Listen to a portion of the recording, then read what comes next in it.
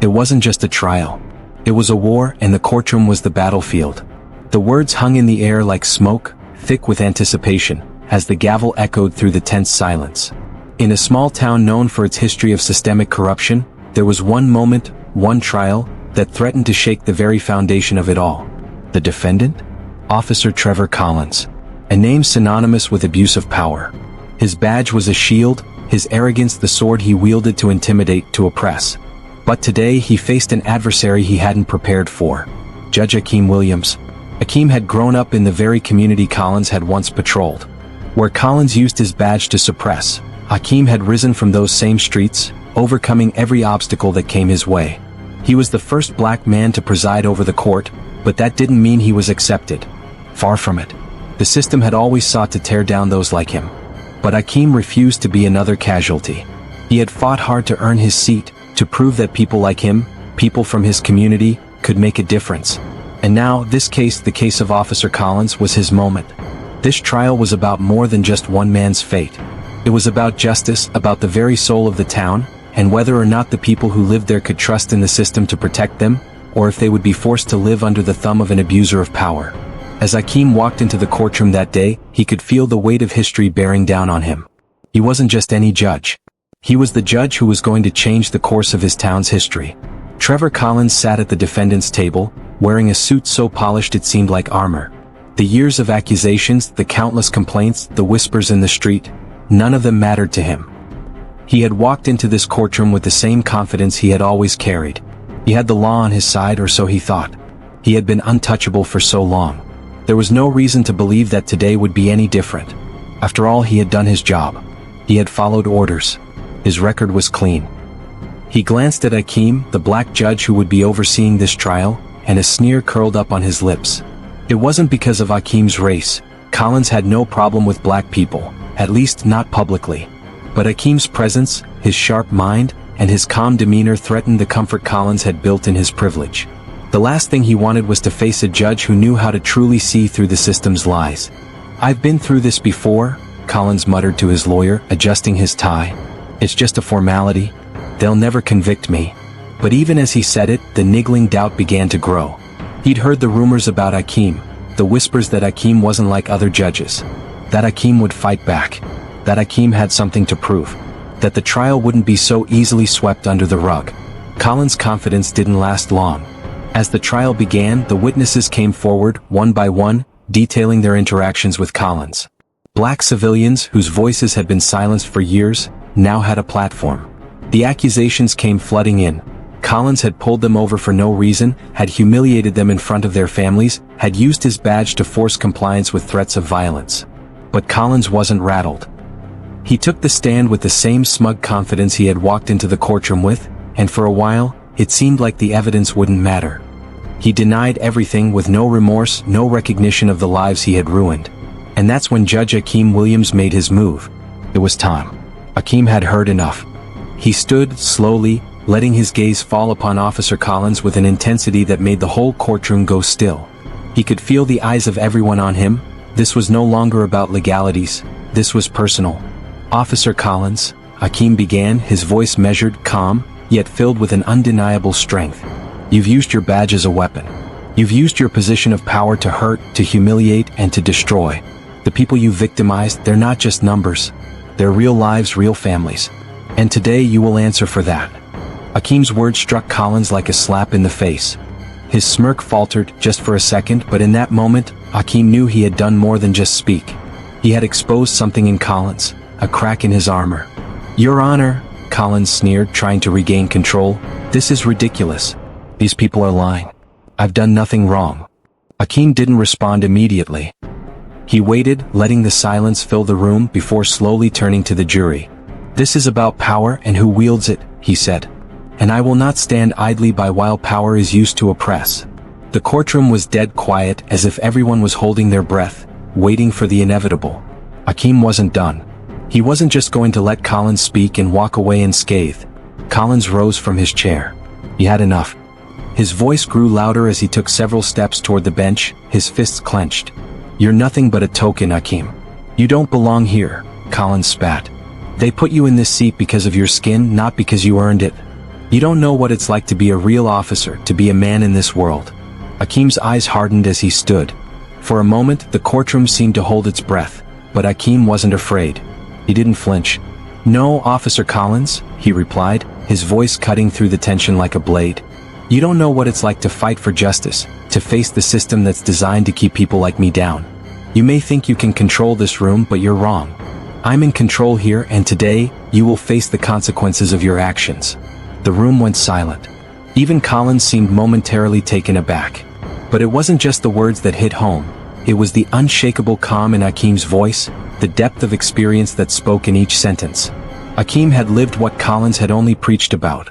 He had faced every obstacle, every injustice, and he was about to make sure Collins faced the truth. Akeem slammed his gavel down, signaling the end of the trial. But as he did, the courtroom doors burst open with the sound of protesters chanting from outside. Akeem's ally, activist Mariah Jenkins, entered, followed by dozens of passionate individuals, citizens who had been wronged, who had experienced the same cruelty Collins had inflicted. Their voices rose together, louder than any courtroom debate. "Justice is coming," they shouted, their voices a powerful wave of hope and defiance. Akeem's eyes met Mariah's. They were ready. The world was watching. And Akeem was about to ensure that Collins faced the justice he so richly deserved. But the battle was far from over. If you're outraged by what you've heard and you want to follow the story all the way to the end, make sure to hit that subscribe button on Racism Exposed. The fight for justice doesn't end here. Join us as we uncover the truth behind systemic racism, police brutality, and the real-life stories that need to be told. Sometimes justice isn't about being right. It's about standing up no matter how hard it gets. The courtroom doors slammed shut with a thunderous bang as the last of the protesters filed out. Outside, the chants continued to echo, an ever-present reminder that the eyes of the world were now on this case. A case that wasn't just about Officer Trevor Collins, but about the heart of a broken system that had allowed too many like him to get away with murder, with cruelty, with injustice. Inside, however, the battle was just beginning. Collins, flanked by his legal team, stood rigidly, trying to hide the growing panic that was starting to creep up on him. The tables had turned, and for the first time in his life, he wasn't sure he could control the outcome. His lawyer leaned in, speaking in hushed tones, "This isn't over. We can fight this." But Collins was no longer paying attention. He was too distracted by the look on Judge Akeem Williams' face. That unyielding stare, the calm that radiated from Akeem, made Collins' stomach twist. It wasn't just that Akeem was black. It was that Akeem had something Collins could never hope to possess: integrity. Akeem was prepared for what was coming. He had known the backlash would be swift, that the establishment would fight him at every turn. But this was different. This was personal. After the trial, the media storm began. Headlines screamed, "Black judge takes on racist cop in groundbreaking trial," while some of the more conservative outlets framed the story as an underdog story, the system's last stand against justice. The pressure built up, not just on Collins but on Akeem as well. Every time he stepped into the courthouse, the world seemed to be watching, waiting for him to slip, to fail. Akeem could feel the eyes on him as he sat at his desk, preparing for the inevitable legal challenges ahead. He had expected the system to retaliate, but this was a coordinated effort to undermine his credibility, to discredit him in front of the very community he had fought for. Phone calls came from influential figures within the city's establishment, trying to persuade him to let it go. To let Collins go and move on. "Judge Williams, you don't want to make this personal," one voice said, smooth and calm, dripping with the weight of power. "Collins has powerful friends and so do we. You've made your point, but you can't keep going down this path. You'll make enemies. And you're in no position to make enemies." Akeem listened quietly, but he wasn't fooled. He had heard threats before, had lived through them. This wasn't a plea for compromise. It was a warning. But Akeem didn't back down. He stood tall. And as he hung up the phone, he glanced out the window, where protesters continued to rally outside. It was the people who had stood with him from the beginning, people who understood that this fight wasn't just for a conviction. It was for their lives, their futures, their children's futures. And Akeem had promised them that he would not stop until justice was served. The next phase of the trial began with Collins and his lawyer filing a series of appeals, hoping to delay the inevitable. They claimed that Akeem's rulings were biased, that the judge's personal history had clouded his judgment, and that the media storm had created an unfair environment. The push to discredit Akeem intensified as news outlets began running segments questioning his qualifications, his objectivity, and his capacity to remain impartial. But as the legal wrangling continued, the story shifted. People who had once been quiet, victims of Collins' brutality, began to come forward. And with each new testimony, the case against Collins grew stronger. Mariah Jenkins, the activist who had been working alongside Akeem, stood in front of a packed press conference, recounting her experience with Collins, the police officer who had brutalized her cousin in broad daylight. She spoke not just for herself, but for everyone who had been silenced. This fight isn't just about one man. It's about our families, our children, and our future. We cannot let men like Officer Collins continue to get away with this. The room was silent, and for the first time, Akeem felt a shift. The media, the public, the community, they were rallying behind him. They were seeing the truth.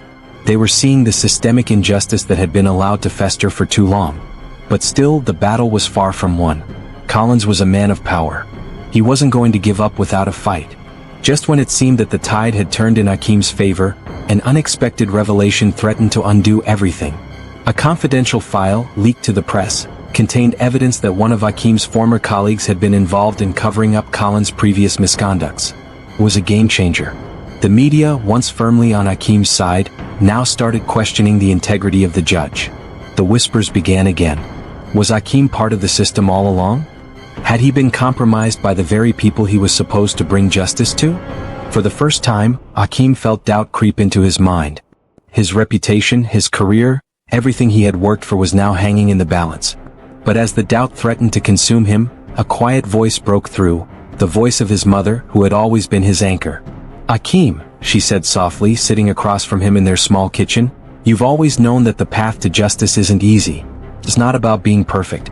It's about standing up when it's hard. And you've always done that. You can't stop now." Her words gave him strength. They reminded him of why he'd become a judge in the first place. It wasn't to seek personal glory.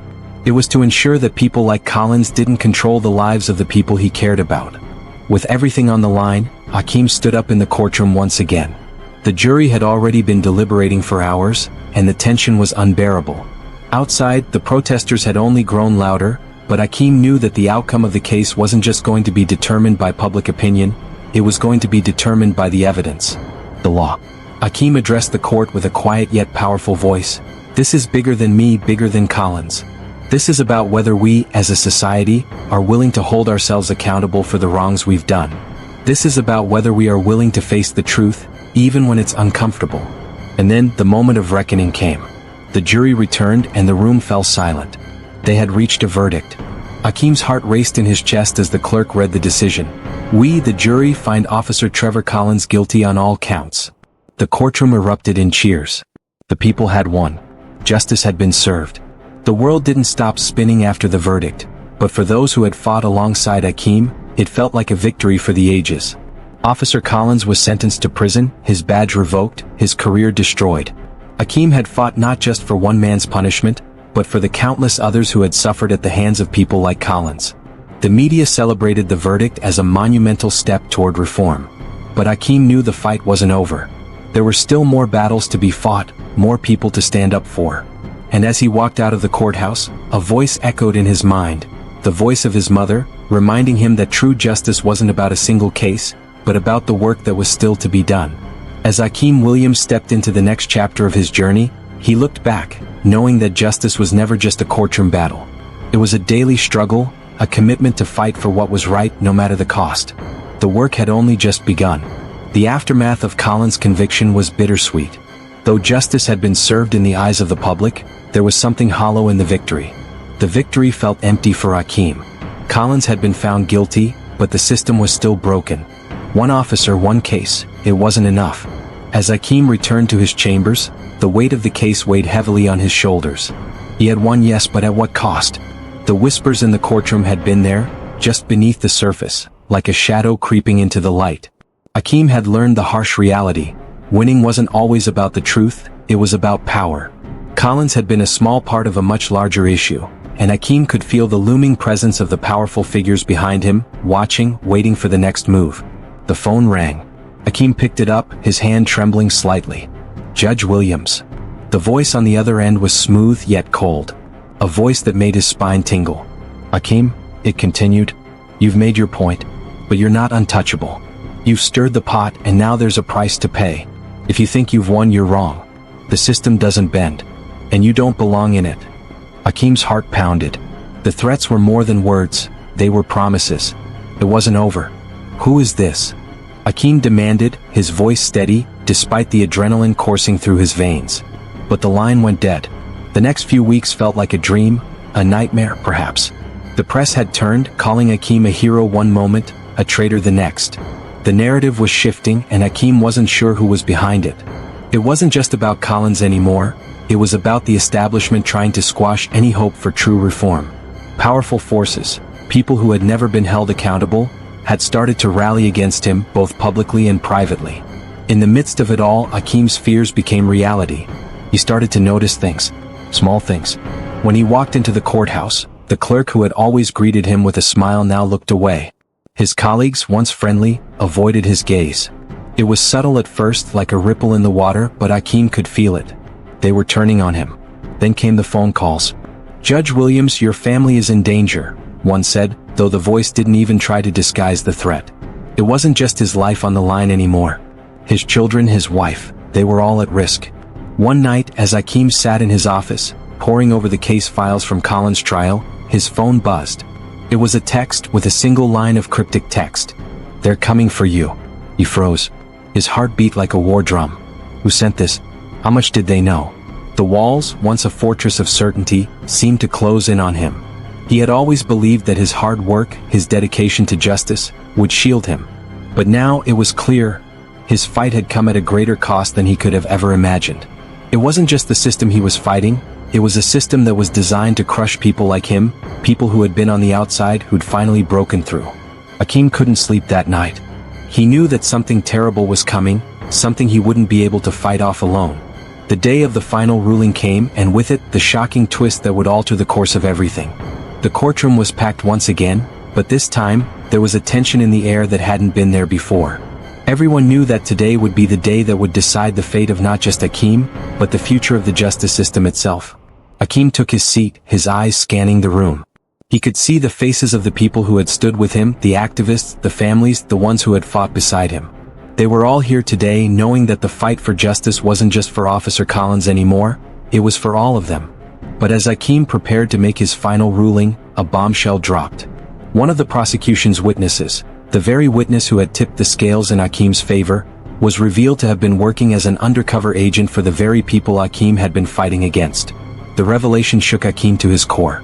"Your Honor," the defense lawyer said, standing with a smirk, "it seems the very witness who claimed that Officer Collins was guilty was not a credible source at all. He's been infiltrating your own team, and now we know that everything he said was fabricated." Akeem's heart sank. It was the ultimate betrayal. The one person he had trusted, the one person who had given the case its final push, had been playing both sides all along. It was a moment of pure irony. Akeem had fought against corruption, against a broken system, only to be betrayed by the very people he trusted the most. But it wasn't over. He wasn't going to let this be the end. The fight for justice wasn't about one person, one case, one betrayal, it was about a movement. A movement that had spread across the country, igniting sparks of resistance. As Akeem stood before the courtroom, his eyes locking with the jury, he made one final declaration. This is more than just about one cop. This is about everything that's broken in this system, everything that needs to change. They've tried to silence us. They've tried to buy our voices. But I will not back down. Justice will have its day. Akeem's words resonated in the courtroom like thunder, but there was something else, something beneath the surface, a truth that could not be ignored. This was no longer just about him. This was about the collective power of everyone who had stood up, everyone who had said, "Enough." The jury deliberated for hours, the tension palpable, and just as it seemed like the fight had been lost, the verdict came in. The jury found Officer Collins guilty on all counts. Akeem felt the weight of the gavel fall. He stood tall as Collins was escorted out of the courtroom, his career destroyed. Akeem had won, not just for himself but for everyone who had ever been oppressed, for everyone who had ever been denied justice. But as the cheers erupted around him, Akeem knew that this was only one battle in an ongoing war. The victory was sweet, but it wasn't the end. The system was still broken, and he would continue to fight until it was fixed. Justice had been served today, but Akeem knew that tomorrow the fight would begin again. For Akeem, justice wasn't about winning in the courtroom. It was about continuing the struggle, continuing to fight for the truth, and for everyone who had been silenced by the system. If you believe in justice, if you believe in fighting for what's right, hit subscribe on Racism Exposed. This is only the beginning. Stay with us as we uncover more untold stories and fight to expose the truth, one case at a time.